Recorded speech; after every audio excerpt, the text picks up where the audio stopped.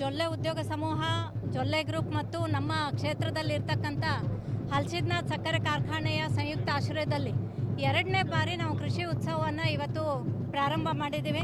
ಇವತ್ತು ಬೆಳಗ್ಗೆ 9:00 ರೈತರ ಎಲ್ಲಕ್ಕಿಂತ ಪ್ರೀತಿಯ ಕ್ರೀಡೆಯಾಗಿರ್ತಕ್ಕಂಥ ಎತ್ತಿನ ಶರ್ತಿಯ ಮುಖಾಂತರ ಈ ಒಂದು ಕಾರ್ಯಕ್ರಮವನ್ನು ಉದ್ಘಾಟನೆ ಮಾಡಲಾಯಿತು. ಅದರ ಜೊತೆಗೆ ಕನೇರಿಯ ಅದೃಶ್ಯ ಕಾಡು ಸಿದ್ದೇಶ್ವರ ಅಪ್ಪಾಜಿಯವರು, ಹುಕ್ಕೇರಿಯ ಶ್ರೀಗಳು, ನಿಡ್ಸೋಶಿಯ ಶ್ರೀಗಳ ಅಮೃತಾಸ್ತಿಯಿಂದ ಇದನ್ನು ಉದ್ಘಾಟನೆ ಮಾಡಲಾಗಿದೆ.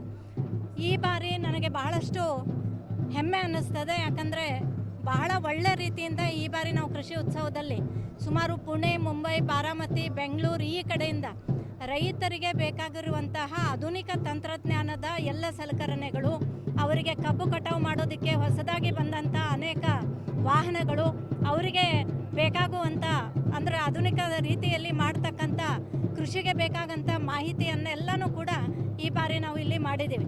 ವಿಶೇಷವಾಗಿ ರೈತರ ಮತ್ತೊಂದು ಆಧಾರ ಸ್ತಂಭ ಅಂತಂದರೆ ಜಾನುವಾರುಗಳು. ಸುಮಾರು 40-50ಕ್ಕೂ ಹೆಚ್ಚು ಬೇರೆ ಬೇರೆ ತಳಿಯ ದೇಶೀಯ ಜಾನುವಾರುಗಳ ಪ್ರದರ್ಶನ ಕೂಡ ನಾವು ಇಲ್ಲಿಟ್ಟಿದ್ದೀವಿ.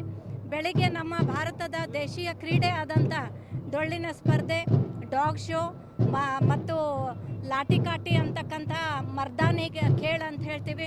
ಅದರ ಜೊತೆಗೆ ಮತ್ತು ಕಲ್ಲು ಎತ್ತುವಂಥ ಗುಂಡು ಕಲ್ಲು ಸಂಗ್ರಾಮ ಕಲ್ಲು ಎತ್ತುವಂತಹ ಒಂದು ಸ್ಪರ್ಧೆ, ಈ ರೀತಿಯ ಸ್ಪರ್ಧೆಗಳ ಜೊತೆಗೆ ಸಾಯಂಕಾಲ ಮನರಂಜನೆ ಕಾರ್ಯಕ್ರಮ ಕೂಡ ಈ ಉತ್ಸವದಲ್ಲಿ ನಾವು ಇಟ್ಟಿದ್ದೀವಿ.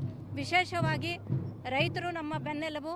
ರೈತರಿಗೆ ಒಳ್ಳೆಯ ರೀತಿಯ ಮಾರ್ಗದರ್ಶನ ಸಿಗಬೇಕು, ಅವರಿಗೆ ಆಧುನಿಕ ತಂತ್ರಜ್ಞಾನದ ಎಲ್ಲ ಉಪಯೋಗ ಆಗಬೇಕು ಮತ್ತು ಅವರ ಜೀವನ ಸುಖವಾಗಿರಬೇಕು ಅನ್ನುವಂಥ ದೃಷ್ಟಿಕೋನದಿಂದ ಇವತ್ತು ಈ ಉತ್ಸವವನ್ನು ನಾವು ಉದ್ಘಾಟನೆ ಮಾಡಿದ್ದೀವಿ. ಕಳೆದ ಬಾರಿ ಉತ್ಸವದಲ್ಲಿ ಸುಮಾರು 1,00,000ಕ್ಕಿಂತ ಹೆಚ್ಚು ಜನ ಇದರಲ್ಲಿ ಭಾಗವಹಿಸಿದರು. ಈ ಬಾರಿ 6 ದಿನದ ಒಂದು ಈ ಉತ್ಸವದಲ್ಲಿ ಸುಮಾರು 2 ಲಕ್ಷಕ್ಕಿಂತನೂ ಜಾಸ್ತಿ ಜನ ಇದರಲ್ಲಿ ಭಾಗವಹಿಸ್ಬೋದು ಅನ್ನುವಂಥ ಒಂದು ವಿಶ್ವಾಸ ಇದೆ. ಮಹಿಳೆಯರಿಗೂ ಕೂಡ ಇಲ್ಲಿ ವಿಶೇಷವಾಗಿ ರೈತ ಮಹಿಳೆಯರನ್ನು ನಾವು ಇಲ್ಲಿ ಕನ್ಸಿಡರ್ ಮಾಡಿದ್ದೀವಿ. ರೈತ ಮಹಿಳೆಯರಿಗೂ ಕೂಡ ಬೇರೆ ಬೇರೆ ಥರದ ಅವರಿಗೆ ಮಾಹಿತಿ ಕೊಡುವಂಥ ಕಾರ್ಯಕ್ರಮವನ್ನು ಮಾಡ್ತಾ ಇದ್ದೀವಿ ಮತ್ತು ಅವರಿಗೆ ಮನೆಯಲ್ಲಿ ಕೂತ್ಕೊಂಡು ವ್ಯವಸಾಯ ಮಾಡುವಂತಹ ರೀತಿಯಲ್ಲಿ ಬೇರೆ ಬೇರೆ ಪ್ರದರ್ಶನಗಳನ್ನು ಮತ್ತು ಬೇರೆ ಬೇರೆ ಸ್ಟಾಲ್ಗಳನ್ನು ಕೂಡ ಅವ್ರಿಗೆ ಇಟ್ಟಿದ್ದೀವಿ. ಅದರ ಒಂದು ತಿಳುವಳಿಕೆ, ಅದರ ಜೊತೆಗೆ ರೈತ ಕುಟುಂಬದ ಹೆಣ್ಮಕ್ಳು ಹೊರಗಡೆ ಈ ರೀತಿ ಅವ್ರಿಗೆ ಅವಕಾಶ ಸಿಗೋದಿಲ್ಲ. ಅವರು ಸಹ ಕುಟುಂಬವಾಗಿ ಮಕ್ಕಳನ್ನು ಕರ್ಕೊಂಡು ಇಲ್ಲಿ ಬಂದು ಇದರ ಆನಂದವನ್ನು ಸವಿದು ರೈತರಿಗೆ ಬೇಕಾಗುವಂಥ ಆಧುನಿಕ ತಂತ್ರಜ್ಞಾನದ ಮಾಹಿತಿಯನ್ನು ಕೂಡ ಹೆಣ್ಮಕ್ಳು ಪಡ್ಕೋಬೇಕು.